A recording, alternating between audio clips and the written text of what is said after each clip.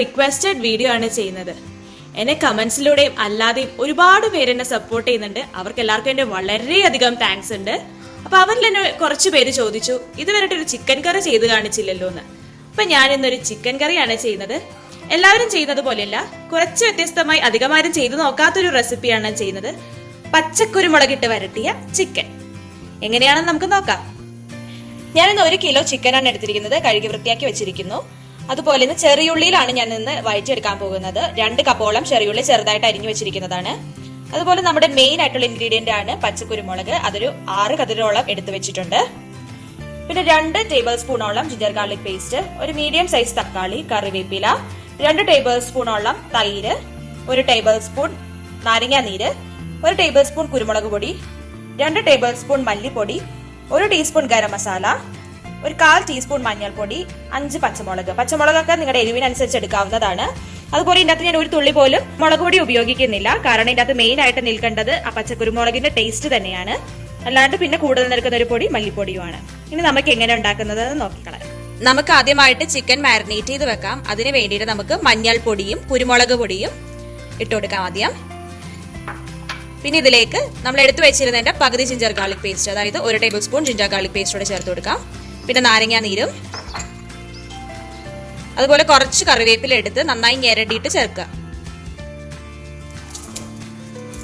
അതുപോലെ ഇതിൻ്റെ അകത്തേക്ക് നമ്മൾ 1 ടേബിൾ സ്പൂണോളം വെളിച്ചെണ്ണയും കൂടെ ചേർത്ത് കൊടുക്കുന്നുണ്ട്. നമ്മുടെ നാടൻ ഡിഷ് എന്ത് മാരിനേറ്റ് ചെയ്യുമ്പോഴും അതിൽ 1 സ്പൂണോളം വെളിച്ചെണ്ണയും കൂടെ ചേർത്തിട്ട് മാരിനേറ്റ് ചെയ്യുകയാണെങ്കിൽ കുറച്ചും കൂടെ ടേസ്റ്റ് കൂടുതലായിരിക്കും. ഇതിലേക്ക് നമുക്ക് പാകത്തിന് ഉപ്പും കൂടെ ചേർത്തിട്ടാണ് നന്നായിട്ട് ഇളക്കിയെടുക്കേണ്ടത്. ഇനി ഇത് നന്നായി മിക്സ് ചെയ്തിട്ട് വേണേൽ കുറച്ചു നേരം നമുക്ക് മാരിനേറ്റ് ചെയ്യാൻ വെക്കാം. ഇല്ലെങ്കിൽ പെട്ടെന്നൊക്കെ ഉണ്ടാക്കണം എന്നുള്ളതാണെങ്കിൽ നമുക്കിത് കുക്കറിൽ 1 വിസിൽ വെച്ച് വേവിച്ചെടുക്കാവുന്നതുമാണ്. ഞാനൊരു പാൻ അടുപ്പത്ത് വെച്ച് ചൂടായിട്ടുണ്ടായിരുന്നു. ആ ചൂടായപ്പോഴത്തേക്ക് ഞാൻ 1 ടേബിൾ സ്പൂണോളം നെയ്യ് ചേർത്ത് കൊടുത്തിട്ടുണ്ട്. നിങ്ങൾക്ക് നെയ്യ് ഇല്ലെങ്കിൽ വെളിച്ചെണ്ണ ഉപയോഗിക്കാവുന്നതാണ്. പക്ഷെ നെയ്യിൽ ഉണ്ടാക്കുമ്പോഴാണ് ഏറ്റവും ടേസ്റ്റ് കൂടുതൽ. ഇനി ഇതിലേക്ക് നമ്മുടെ ജിഞ്ചർ ഗാർലിക് പേസ്റ്റ് ഇട്ട് കൊടുക്കാം. അതൊന്ന് മൂത്ത് വരുമ്പോഴാണ് നമ്മൾ ബാക്കി സാധനങ്ങൾ ഇട്ട് കൊടുക്കുക.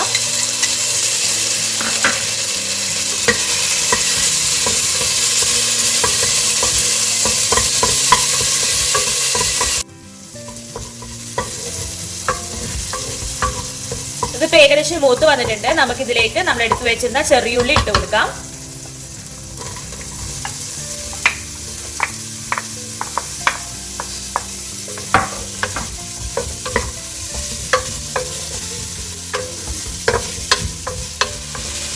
ഇനി നമുക്ക് നമ്മുടെ മസാലയിലേക്ക് ആവശ്യമായിട്ടുള്ള ഉപ്പും കൂടെ ചേർത്ത് കൊടുക്കാം.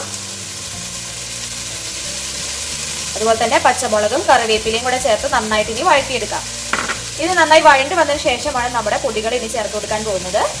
അതുവരെ ഒരു ഗോൾഡൻ ബ്രൗൺ കളർ ആവുന്നത് വരെ നമുക്കത് ഇളക്കി കൊടുക്കാം.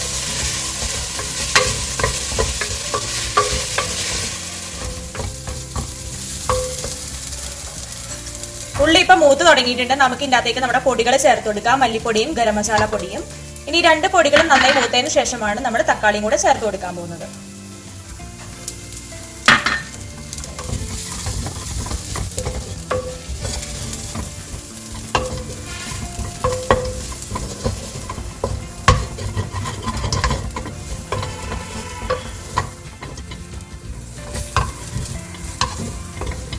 നമ്മുടെ പൊടികൾ നന്നായി മൂത്തിട്ടുണ്ട്. ഈ സമയത്ത് നമ്മുടെ തക്കാളി ചേർത്ത് കൊടുക്കാം.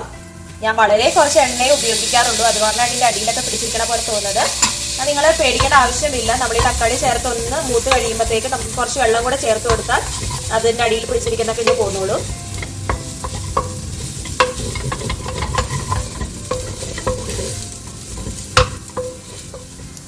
ഇതിലേക്ക് ഞാൻ കുറച്ച് വെള്ളം ചേർത്ത് കൊടുക്കുകയാണ്.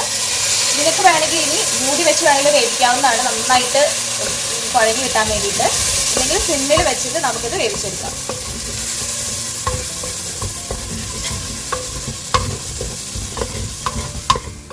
നമ്മുടെ ഉള്ളി തക്കാളിയൊക്കെ നന്നായിട്ട് വഴഞ്ഞു വന്നിട്ടുണ്ട്. ആ വെള്ളം ചേർത്താണ് അടി പിടിച്ചൊക്കെ ഇപ്പൊ പോയിട്ട് കറക്റ്റ് ആയിട്ട് വന്നിട്ടുണ്ട്.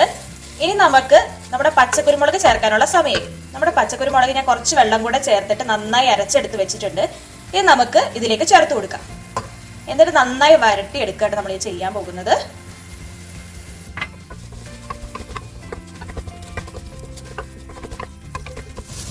നമ്മുടെ മസാല ഇപ്പൊ റെഡി ആയിട്ടുണ്ട്. നന്നായിട്ട് വഴഞ്ഞ് കറക്റ്റ് ആയിട്ട് വന്നിട്ടുണ്ട്. നിങ്ങൾക്ക് പച്ചക്കുരുമുളക് ഇല്ലാന്ന് വെച്ച് വിഷമിക്കേണ്ട ആവശ്യമൊന്നുമില്ല. ഇത് ഉണക്കമുളക് വെച്ചിട്ടും ഈ സെയിം റെസിപ്പി ഉപയോഗിച്ച് ചെയ്യാവുന്നതാണ്. പക്ഷെ പച്ചക്കുരുമുളക് ചെയ്യുമ്പോഴാണ് കറക്റ്റ് നല്ല ടേസ്റ്റ് വരുന്നത്. ഇനി നമുക്കിതിലേക്ക് നമ്മൾ മാരിനേറ്റ് ചെയ്ത് വെച്ചിരിക്കുന്ന ചിക്കൻ ഇട്ട് കൊടുക്കാം. കുക്കറിൽ വെസിൽ വരുത്തി വേവിച്ചവരാണെങ്കിൽ ഈ സമയത്ത് ഇട്ട് കൊടുത്തിട്ട് പിന്നെ വരട്ടിയെടുത്താൽ മതിയാകും. അല്ലാത്തവർ ഇനിയും നന്നായി മിക്സ് ചെയ്തിട്ട് മൂടി വെച്ച് വേവിക്കുക. പ്രത്യേകിച്ച് വെള്ളം ചേർക്കേണ്ട ആവശ്യമില്ല, ചിക്കനിൽ തന്നെ വെള്ളം ഇറങ്ങിക്കോളും. ഇപ്പൊ ചിക്കൻ ഇട്ടിട്ട് മസാലയായിട്ട് നന്നായിട്ട് ഇളക്കി യോജിപ്പിച്ചിട്ടുണ്ട്. ഇനി നമുക്കൊരു മൂടിപ്പാത്രം വെച്ച് മൂടി വെച്ച് വേവിക്കാം. നമ്മുടെ ചിക്കൻ ഇവിടെ നന്നായിട്ട് വെന്തിട്ടുണ്ട്. നിങ്ങളുടെ ചിക്കൻ വേവുന്നതിന് മുമ്പ് വെള്ളം വറ്റി പോയിട്ടുണ്ടെങ്കിൽ ഇടയ്ക്കിടയ്ക്ക് ചൂടുവെള്ളം ഒഴിച്ചു കൊടുത്തിട്ട് വേണം വേവിച്ചെടുക്കാൻ വേണ്ടിയിട്ട്. ഇനി ഞാൻ ഇതിൻ്റെ അകത്തേക്ക് കുറച്ചും കൂടി കുരുമുളക് പൊടി ചേർത്ത് കൊടുക്കുകയാണ്. ഞങ്ങളുടെ പാകം അനുസരിച്ച് കുരുമുളക് പൊടി ഇച്ചിരി കുറവാണ് എരിവിന്. അപ്പോൾ ഞാൻ കുറച്ച് കുരുമുളക് പൊടി ചേർക്കുന്നുണ്ട്. നിങ്ങൾക്ക് ഇഷ്ടമുണ്ടെങ്കിൽ മാത്രമേ ചേർത്ത് കൊടുത്താൽ മതി. ഇനി ഇതിലേക്ക് നമ്മൾ എടുത്ത് വെച്ചത് തൈരും കൂടി ചേർക്കണം. നമ്മുടെ പുളിപ്പ് അനുസരിച്ച് വേണം തൈര് ചേർക്കാൻ. ഞാനിപ്പോൾ എടുത്ത് വെച്ചത് പകുതി ചേർക്കുന്നുള്ളൂ. എൻ്റെ തക്കാളിക്ക് നല്ല പുളിപ്പുണ്ടായിരുന്നു, അത് കാരണം ഞാനിപ്പോൾ പകുതി ചേർക്കുന്നുള്ളൂ. നിങ്ങളുടെ ഇഷ്ടാനുസരണം ചേർത്ത് കൊടുക്കാവുന്നതാണ്. ഇനി നന്നായിട്ട് ഇളക്കി യോജിപ്പിക്കാം നമുക്ക്. ഇനി നമുക്ക് ഇതിലേക്ക് കറിവേപ്പിലയും കുറച്ച് മല്ലിയിലയും കൂടെ ചേർത്ത് കൊടുക്കാം. ഒന്നിച്ചിട്ട് ചതച്ചിട്ടാണ് ഞാൻ ഇടുന്നത്, ഒന്ന് ഞെരടിയിട്ട് കൈകൊണ്ട്.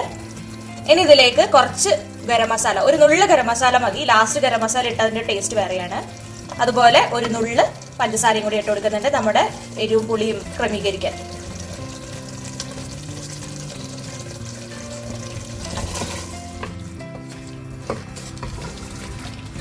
ഇതിപ്പോ നമ്മുടെ കറക്റ്റ് പാകത്തിന് എല്ലാം റെഡി ആയിട്ടുണ്ട്. നല്ലൊരു ഗ്രേവി പരുവത്തിലാണ്. നിങ്ങൾക്ക് കുറച്ചും കൂടി റോസ്റ്റ് ആയിട്ട് വരണമെന്നുണ്ടെങ്കിൽ കുറച്ചു നേരം കൂടി അടുപ്പത്തിട്ടൊന്ന് ഇളക്കി കൊടുത്താൽ മതി, നല്ല കറപ്പിച്ച് കിട്ടും. അല്ലെങ്കിൽ നമുക്ക് ഇത് ഈ സമയത്ത് വാങ്ങിയെടുക്കാവുന്നതാണ്. അപ്പൊ നമ്മുടെ ചിക്കൻ കറി റെഡി ആയിട്ടുണ്ട്. ഈ സമയത്ത് ഉപ്പൊക്കെ കറക്റ്റ് ആണോ നോക്കണം കേട്ടോ. നമ്മുടെ പച്ചക്കുരുമുളക് ഇട്ട് വരട്ടിയ ചിക്കൻ കറി റെഡി ആയിട്ടുണ്ട്. അടിപൊളിയായിട്ടാണ് വന്നിരിക്കുന്നത്. നിങ്ങൾ എന്തായാലും ചെയ്തു നോക്കണം. പച്ചക്കുരുമുളക് ചേർത്ത് ചിക്കൻ ഉണ്ടാക്കിയിട്ടുണ്ടെങ്കിൽ നല്ല ടേസ്റ്റ് ആണ്. ഇനി പച്ചക്കുരുമുളക് ഇല്ലാന്ന് പറഞ്ഞ് വിഷമിക്കേണ്ട. ഞാൻ നേരത്തെ പറഞ്ഞ പോലെ ഉണക്കമുളക് ഇട്ടിട്ടാണെങ്കിലും ഉണ്ടാക്കാവുന്നതേ ഉള്ളൂ. എവിടെന്നെങ്കിലും നിങ്ങൾക്ക് പച്ചക്കുരുമുളക് ഇട്ടുകയാണെങ്കിൽ തീർച്ചയായും ഒന്ന് ട്രൈ ചെയ്ത് നോക്കണം കേട്ടോ. അപ്പൊ നിങ്ങൾക്ക് ഈ കറി ഇഷ്ടപ്പെട്ടിട്ടുണ്ടെങ്കിൽ ഉറപ്പായിട്ടും ഒന്ന് ലൈക്ക് ചെയ്യുക. അതുപോലെ ആദ്യമായി കാണുന്നുണ്ട് സബ്സ്ക്രൈബും കൂടെ ചെയ്തേക്കുക. എങ്കിലേ ഇനിയും ഇതുപോലെയുള്ള പുതുമയാർന്ന ഡിഷുകൾ നിങ്ങൾക്ക് കാണാൻ സാധിക്കുകയുള്ളൂ.